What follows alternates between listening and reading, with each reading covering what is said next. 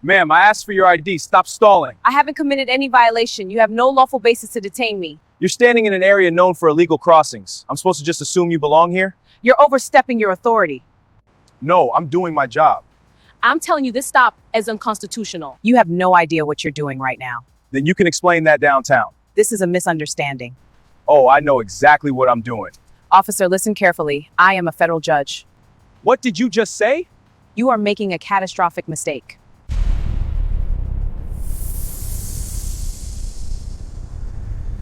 The third time her father was pulled over that month, Claire stopped pretending it was random.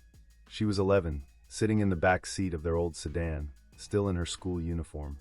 The flashing lights came on behind them 2 blocks from home. Same stretch of road, same wide shoulder.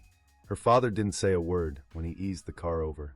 He just exhaled once, slow, like he had practiced that breath. The officer walked up and asked the same question as before. "Where are you headed?" "Home," her father said. "Where's home?" He gave their address. The officer looked at it like it needed to be checked for honesty. Claire watched her father's hands stay fixed at 10 and 2 on the steering wheel. She watched the officer's hand rest on his belt. She watched cars pass by and people stare. No ticket, no warning. Just a slow walk back to the patrol car and a long wait before they were allowed to leave. When they drove off, her father didn't complain. He didn't curse. He didn't say it was unfair. He just turned the radio back on and drove the remaining 2 blocks in silence. That silence stayed with her longer than the stop. They lived in a neighborhood Banks had once outlined in red ink decades earlier. By the time Claire was old enough to understand what that meant, she had already memorized the pattern. Fewer grocery stores, older sidewalks, schools that worked hard but always seemed to need more. When her mother explained redlining, she didn't use outrage. She used facts. They decided who could build wealth, her mother said, and who couldn't. Claire learned early that systems were quiet. They didn't shout. They documented. Her mother was a public school principal. Her father worked long shifts maintaining city transit buses. They were steady people, careful with money, careful with words, careful with how they moved in public. "Never give them a reason," her father would say before Claire left the house. She used to ask what that meant. "It means," he would answer, tying his boots, "you don't assume the benefit of the doubt." By high school, Claire had stopped expecting fairness to appear on its own. She studied patterns instead. She read about housing discrimination cases. She wrote a paper on traffic stop data in their county, breaking down racial disparities using publicly available numbers. Her teacher told her she thought like a lawyer. At Spelman, she learned the language for what she had already witnessed.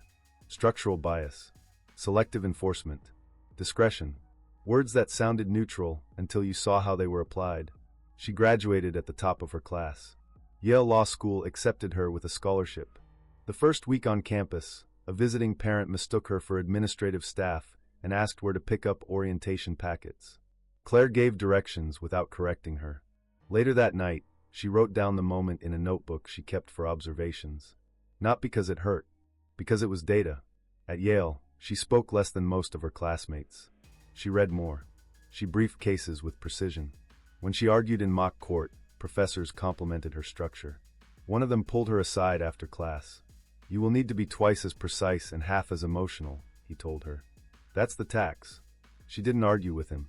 She didn't thank him either. She just adjusted. Precision became habit. Emotion became private. When she clerked for a federal appellate judge, she reviewed dozens of Fourth Amendment cases. Traffic stops. Terry stops. Search and seizure disputes built on phrases like reasonable suspicion and probable cause. She noticed how often the facts depended on an officer's interpretation of behavior. Furtive movement, nervous demeanor, high crime area. The language was familiar. It was the same language used on her father's street. She asked her judge once, during a draft opinion conference, how courts determined whether suspicion was truly reasonable. "We look at the totality of circumstances," he said. "And who defines those circumstances?" she asked. He didn't answer immediately. Then he said, "We do. Or we're supposed to." After clerking, she joined a civil rights firm. Most of the cases weren't dramatic. They were quiet claims brought by people who didn't have much leverage. A man detained outside his own apartment because he matched a description. A nurse stopped and searched on her way home from a night shift. A college student arrested after questioning why he was being asked for ID while sitting in a parked car. Claire learned how misconduct hides behind paperwork. A stop becomes consensual. A detention becomes brief. A question becomes non-coercive. The words shift. The meaning doesn't. She built cases slowly. She filed public records requests. She cross-referenced complaint histories. She studied internal policies line by line. She didn't shout in court. She dismantled. When she won settlements, they were rarely front-page news. Departments agreed to policy revisions without admitting fault. Training manuals were updated quietly. Supervisory review procedures tightened. She understood the value of incremental change. She also understood how easily it could be undone. When she was nominated to the federal bench, her record was thorough. During confirmation hearings, senators praised her credentials. Then one asked whether she believed she could remain impartial in cases involving law enforcement. "Yes," she said. "Given your history of civil rights litigation?" "My history is enforcing constitutional standards," she replied. Impartiality does not require indifference. The question came again, phrased differently. Could she separate her personal experiences from her rulings? She answered calmly, "Judges do not erase experience. We apply the law to facts." She was confirmed. On the bench, she became known for detailed opinions. She wrote clearly. She cited precedent carefully. When prosecutors brought thin probable cause justifications, she asked direct questions. What specific behavior created reasonable suspicion? How did you verify that information? Did you consider alternative explanations? Defense attorneys respected her fairness. Prosecutors learned to prepare. She did not see herself as activist or adversary. She saw herself as consistent. But she also knew something most people in the courtroom did not. She knew how it felt to sit in the back seat of a car and watch an officer approach with a hand near his belt. That memory never left her. It didn't make her biased. It made her attentive. Years into her judgeship, she still drove the same routes she always had. She did not avoid certain neighborhoods. She did not change her schedule to appear less conspicuous. She believed in living without apology. Her father had retired by then. One evening at dinner, she asked him why he never filed complaints after those traffic stops when she was younger. He shrugged. "To who? You could have documented it." "And then what?" he said. "You think it would have changed anything?" She didn't answer immediately. "Maybe not then," she said finally. "But documentation matters." He smiled, but it was tired. "You're the one who believes that." She did believe it. Documentation was power. Records outlived memory. Evidence forced institutions to respond. That belief would matter more than either of them knew. On the morning everything shifted, she was on her way to court. She had reviewed 2 motions before leaving the house, one involving a disputed stop based on a so-called high-traffic area. The irony would strike her later. But long before that morning, long before a gloved hand pointed at her at a gas pump, Claire Sterling had been built for rooms where authority tested you. She had learned how to stay calm when questioned without cause. She had learned how to listen carefully when language tried to justify itself. She had learned that composure unsettles people who expect compliance. Her discipline was not accidental. It was practiced. When officers had approached her father years ago, she had watched him shrink his movements to avoid escalation. When professors had questioned her neutrality, she had reduced her reactions to avoid stereotype. When opposing counsel tried to provoke her in court, she had responded with citations, not volume. That pattern was not weakness. It was strategy. She understood something fundamental. Power often reveals itself when challenged. And challenge, when documented, becomes record. The girl in the back seat had grown into a judge who understood that every interaction with authority carries 2 layers: the visible exchange and the underlying assumption. She knew how to address both. That is why, when the moment came years later, she did not panic. She did not argue wildly. She did not match tone for tone. She did what she had trained herself to do. She assessed. She documented. She responded within the law. Her upbringing had not made her angry. It had made her precise. It had taught her that fairness is not guaranteed, but accountability can be pursued. It had shown her that silence protects the system. And she had decided long ago that silence would not be her response. The traffic stops of her childhood were not dramatic scenes. They were routine. That was the point. The normalization of suspicion. The casual questioning of presence. Those experiences did not push her toward vengeance. They pushed her toward structure. She chose law because it required proof. Because it forced explanation. Because it demanded that authority articulate its reasons. If you ask why she did not raise her voice when confronted years later, the answer began in those early stops. She had seen how quickly volume could be reframed as aggression. She had watched how tone could be interpreted as threat, so she built a different tool set. Clarity, documentation, control. Her father once told her, "They're waiting for you to give them a reason." She had decided she would never give one. Instead, she would require them to explain theirs. By the time she took the oath of office, Claire Sterling understood something that could not be taught in law school. The Constitution is strongest when ordinary people can rely on it, and weakest when they assume they cannot. Her life before the bench was not preparation for prestige. It was preparation for confrontation. Not loud confrontation.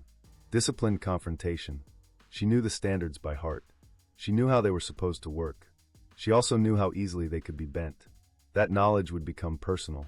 But long before that, long before metal cuffs closed around her wrists, Claire Sterling had already made a quiet decision as a child in the back seat of a stopped car. If authority asked questions without cause, she would ask better ones. And she would never let the record be written by only one side. The SUV pulled in so close she couldn't reverse. Claire had just put the gas nozzle back when she noticed the front bumper angled behind her car, blocking the exit lane. The engine stayed running. Tinted windows. No marked police lights. Two men stepped out at the same time. Tactical vests. "Police, I see," across the chest. One moved straight toward her. The other drifted to the passenger side, glancing through the window of her car. "Ma'am. Identification." She looked at him steadily. "What's the basis for the stop?" "You're in an area known for immigration violations," he said. "ID." She kept her voice level. "Am I being detained?" The second agent circled back behind her vehicle, positioning himself, so she was between both of them. Customers at nearby pumps had started watching. "License and registration," the first agent said, sharper now. "I'm asking what violation justifies this stop," she replied. "You need reasonable suspicion." He gave a short laugh. "Step over here." She didn't move. "Are you detaining me?" "Yes." "For what specific reason?" "Failure to comply." "I haven't refused anything," she said. "I'm asking for the legal basis." His jaw tightened. "Do not make this difficult." Claire reached slowly into her bag. She kept her movements deliberate, visible. She removed her wallet and pulled out her judicial identification card. "I am Judge Claire Sterling of the United States District Court," she said. "Here are my credentials." He took the card, glanced at it for barely a second, then handed it back. "These can be fake." "They are not," she said. "You can verify them." "We'll verify at the office." "I am not going anywhere without lawful cause." The second agent stepped closer. "You're obstructing. By asking for the reason I'm being detained?" "Turn around." She felt the shift then. The decision had already been made. Before either of them touched her, she pulled her phone from her bag and tapped record. "My name is Claire Sterling," she said clearly into the screen. "I am a federal judge. I am being detained without stated reasonable suspicion at a Shell station on." "Turn that off," the first agent snapped. "I have the right to record," she replied. He reached for her wrist. The phone dipped but didn't fall. The second agent grabbed her other arm. "This is unnecessary," she said, keeping her voice steady. "You have no probable cause." Metal cuffs clicked around her wrists. A woman at another pump said, "Is that necessary?" "Step back," one of the agents barked. Claire focused on her breathing. Slow in, slow out. The phone was still recording, angled toward the pavement now, capturing voices, footsteps, the sound of her own cuffs tightening. "You are making a serious error," she said. "You have been informed of my identity." "Save it," the first agent replied. They walked her to the SUV. Her car remained at the pump, door closed, keys still in her bag. As they opened the rear door, she said one more time, calm and precise, "There is no lawful basis for this arrest." Neither agent responded, but the recording kept running. They pushed her into the back seat and shut the door before she could adjust her balance. The cuffs were tight, not enough to cut skin, but enough to make it clear they weren't concerned about comfort. Claire shifted slightly, trying to ease the pressure on her wrists. The agent in the driver's seat didn't look back. "You're making this worse than it needs to be," he said. "I asked for the legal basis," she replied. "That is not escalation." The engine idled for a moment before they pulled out of the station. Through the window, she saw two people still holding up their phones. One man shook his head as the SUV drove past. Her own car was still at the pump. You left my vehicle unattended, she said. The keys are inside. We'll deal with it, the passenger agent answered. Is it being towed? No response. Traffic moved normally. The world outside didn't pause just because she was in handcuffs. A delivery truck changed lanes. A woman crossed the street with a stroller. Claire focused on details the way she did in court, sequence, timing, language. Am I under arrest? She asked. Yes, the driver said. For what charge? Obstruction. On what basis? You refused to provide identification. I provided judicial credentials. Those aren't valid ID for immigration purposes. I am a U.S. citizen and a sitting federal judge. Silence again. She shifted her wrist slightly. The metal pressed against bone. She knew enough not to struggle. Any sudden movement would be described later as resistance. How long have you been with the agency? She asked. That's not your concern. It becomes my concern when you exercise authority without cause. The passenger agent turned halfway in his seat. You think you're above the law? No, she said. I believe in it. The SUV turned off the main road and onto a side street that led toward a federal complex. Claire recognized the area. She had been inside the building before for administrative meetings with federal partners. The irony wasn't lost on her. Her phone was still recording in her coat pocket. She could feel the slight vibration from the screen when it adjusted focus. She didn't mention it. When they stopped at the security gate, the driver flashed credentials. The barrier lifted without question. She watched it rise and thought about how many times she had passed through similar gates without incident. They parked near a side entrance. The passenger agent opened her door and guided her out with a hand on her elbow. People walking nearby slowed down. A few looked directly at her cuffs. No one intervened. Inside, the air felt colder. Fluorescent lighting. Neutral walls. Standard federal building. She had walked through spaces like this hundreds of times, but never like this. Processing, the driver said to someone at the desk. The clerk looked up briefly, then down at a screen. Claire stood straight despite the cuffs. This arrest lacks probable cause, she said clearly. You have been informed of my identity. One of the agents leaned close and lowered his voice. You should have just complied. She met his eyes. I did. Then they led her down the hallway, securing her inside a small intake room. Place your belongings on the table, the processing officer said. Claire set her bag down carefully. Her wrists were marked but not broken. She flexed her fingers once, then stopped. No dramatics. No sudden movements. The officer began cataloging items out loud. Wallet. Keys. Phone. Identification. Claire slid her judicial credentials across the surface. You want to look at that closely, she said. The arresting agent standing near the door spoke first. We already did. It's not valid. The processing officer picked up the card anyway. She turned it over in her hand, studying the seal, the embedded holographic strip, the barcode on the back. This isn't a driver's license, she said. It's federal identification, Claire replied. United States District Court. The officer walked to her computer and typed in Claire's full name. She paused, then typed again, slower this time. The room went quiet except for the sound of keys. What district did you say? The officer asked. Northern District. The officer's eyes moved across the screen. Her posture shifted. Hold on, she said, almost to herself. She stepped out of the room without another word. The two agents exchanged a glance. The taller one crossed his arms. Claire stood still. She didn't smirk. She didn't speak. Footsteps returned, faster this time. The processing officer came back with a man in a dark suit who carried himself like he was used to being listened to. What's going on? He asked. The officer handed him the credential. Sir, I ran her name. He looked at the card, then at Claire. Your full name? Claire and Sterling. Date of birth? She answered. He stepped into the hallway with the credential and pulled out his phone. Claire could hear only fragments. Yes. No, I'm looking at it now. Can you confirm? Understood. When he returned, his face had changed. Remove the hold, he said quietly. The taller agent stiffened. She obstructed. Remove the hold, the supervisor repeated. The processing officer began reversing entries on the screen. Claire's phone and wallet were slid back toward her.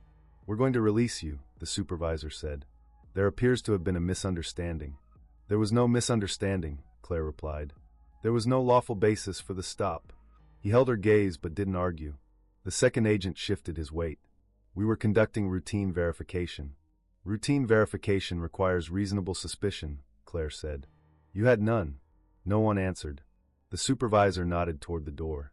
You're free to leave. Claire collected her belongings methodically. She checked that her phone was still recording. It was. My vehicle remains at the gas station, she said. Unattended. We'll arrange transport, the supervisor offered. That won't be necessary, she replied.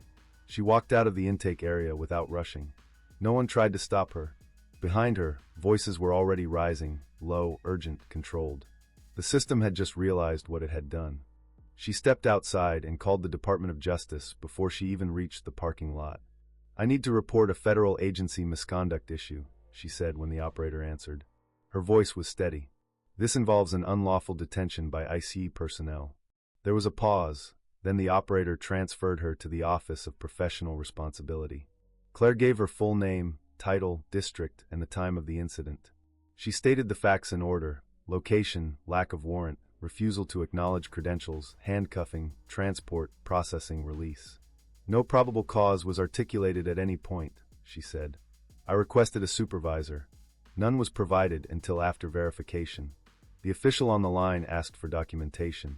I have a full audio recording, she replied. She ended that call and immediately contacted the Office of Inspector General. The intake representative sounded cautious at first. That changed when she identified herself. You were transported to a facility? The representative asked. Yes. Without a warrant? Yes. We will open a file today. She then called the chief judge of her district. He picked up on the second ring. Are you safe? He asked after she finished explaining. I am, but this cannot be ignored. It won't be. By the time she returned to the gas station to retrieve her vehicle, 2 reporters were already there. Someone had posted a short clip online, her standing in handcuffs beside the SUV. It was shaky but clear enough. Judge Sterling, can you comment? One asked. I was detained without lawful cause, she said. That is the extent of my statement for now. The video spread faster than she expected. By late afternoon, national outlets were requesting confirmation from ICE. The agency issued a brief statement describing the incident as a routine stop resulting from identity verification concerns. Claire read that line twice. There had been no verification attempt before the cuffs. She drafted a formal civil rights complaint that evening, citing Fourth Amendment violations and unlawful seizure. She included timestamps from the recording and named each agent involved. She did not speculate. She documented. Her clerk called to say advocacy groups were already asking for comment. A former prosecutor texted that members of Congress were inquiring. The next morning, the story led several major news broadcasts. The clip from the gas station ran in full. Viewers could hear her asking for the legal basis. They could hear the agents refusing to answer. Public reaction shifted quickly. Legal scholars weighed in. Former federal officials described the detention as deeply troubling. ICE announced an internal review before noon. Claire did not celebrate. She knew reviews could fade. Files could stall. But this time there was a recording. There were witnesses. There was documentation. And she intended to follow it through. The announcement came 3 weeks later. The U.S. attorney stood at a podium and confirmed that 2 ICE agents had been charged with deprivation of rights under color of law. Their names were read clearly. Special Agent Daniel Mendoza. Special Agent Patrick Brennan. Claire watched from her chambers. She didn't react outwardly, but she listened to every word. The charges were specific. Unlawful detention without probable cause. False statements in official reports. Obstruction during internal review. The affidavit referenced body camera gaps and inconsistencies between written reports and the audio recording Claire had provided. By afternoon, Mendoza's attorney requested a meeting with federal prosecutors. Brennan did not. Through counsel, Mendoza admitted that no warrant had existed and that he had not attempted to verify Claire's credentials before ordering her detained. He claimed he relied on Brennan's judgment and felt pressure to act quickly. In exchange for cooperation, he sought a reduced sentence and administrative leniency. Brennan released a statement instead. My client acted within the scope of his duties, his attorney said on camera. He had reasonable suspicion and followed agency protocol. The problem was that the recording contradicted that claim. Claire had testified before the grand jury 2 days earlier. She described the stop in the same calm sequence she had used from the beginning. Time, words, actions, no speculation, no anger. Just facts. They never articulated suspicion, she said under oath. They never requested verification through dispatch. They escalated immediately. When the indictments became public, internal IC emails leaked to reporters. Supervisors had expressed concern within hours of the arrest. One message warned that the situation could expose the agency to significant legal risk. That phrase circulated widely. Mendoza agreed to plead guilty to a lesser charge tied to civil rights violations. His attorney stated that he deeply regretted the incident and accepted responsibility for procedural failures. Brennan refused any plea that included admission of misconduct. In court, his posture remained rigid. When asked whether he understood the charges, he answered yes without hesitation. Claire did not attend his arraignment. She had recused herself from any related proceedings. The case moved to another district to avoid conflict. Legal analysts debated the broader implications. Some argued the charges were rare but justified. Others warned they could chill enforcement actions. Claire ignored the commentary. What mattered was the record. Cause and effect. 2 agents made a decision without legal basis. That decision was documented. Documentation led to review. Review led to charges. The process was not dramatic. It was procedural. But it was real. And for the first time since the handcuffs clicked shut, the system was responding in the language it understood: accountability. The courtroom went quiet when the video started playing. There was no dramatic music, no commentary. Just the raw recording from Claire's phone. Her voice was steady. The agents' voices were clipped, defensive. The moment she asked, "Am I being detained?" echoed through the room. "Yes," Brennan's voice answered on the recording. "For what charge?" The pause that followed felt longer in court than it had at the gas station. The prosecutor let the silence sit before stopping the video. "Agent Brennan," she said, turning toward the witness stand. "At that point, what was the specific crime you believed Judge Sterling had committed?" Brennan shifted in his seat. She refused to provide identification. "Is it your testimony that she provided no identification at all?" "She provided a credential that did not satisfy immigration verification." "Did you attempt to verify it?" "We did not have immediate access to." "Yes or no?" "No." The prosecutor walked to the evidence screen and displayed Brennan's written report from the day of the arrest. "You wrote that Judge Sterling became agitated and combative. Where in the recording does she raise her voice?" Brennan didn't answer immediately. "She questioned our authority," he said. "That was my question," the prosecutor replied. "Did she raise her voice?" "No." "Did she physically resist?" "No." "Did she attempt to flee?" "No." The jurors took notes. Defense counsel tried to reframe the stop as a fast-moving field decision. He argued that agents must make quick judgments in uncertain situations. On cross-examination, the prosecutor returned to procedure. "You were trained on probable cause standards?" "Yes." "You understand that refusal to answer questions alone does not create probable cause?" "Yes." "You understand that judicial credentials are federal identification?" "Yes." "And you chose not to verify them before ordering handcuffs?" Brennan's jaw tightened. "Yes." The video was played again during closing arguments. This time, the prosecutor paused at the moment the cuffs clicked. "That sound," she said, "is the sound of authority used without legal basis." The defense argued intent. They claimed there was no malice, only caution. But the charge was not about malice. It was about rights. Claire testified briefly. She described the physical restraint, the lack of explanation, the refusal to verify her identity. She kept her tone even. The jury watched her closely. After 2 days of deliberation, the verdict came back. Guilty on the primary count of deprivation of rights under color of law. Guilty on falsifying the incident report. Brennan stared forward as the clerk read the decision. No reaction. No apology. Across the aisle, Mendoza, who had already entered his plea, sat quietly, eyes down. The system had moved slowly, step by step. Recording. Complaint. Indictment. Trial. Now it had reached its conclusion. When Claire stepped outside the courthouse, reporters waited again. She gave a short statement. "This case was never about me," she said. "It was about whether the law applies evenly." Today, the jury answered that question. Then she walked away. The first file hit the inbox before anyone could make sense of it. It was a stack of internal emails, threads stretching months back, each one a quiet alarm no one acted on. Names kept repeating, complaints filed, notes marked investigate, then ignored. It wasn't just one isolated incident anymore. As I scrolled, I started connecting dots that hadn't seemed connected before. One by one, stories lined up: a store manager, a delivery driver, a security guard, all reporting the same officer, the same patterns, the same cold dismissals from HR. I printed what I could, careful to keep track of every email, every complaint number.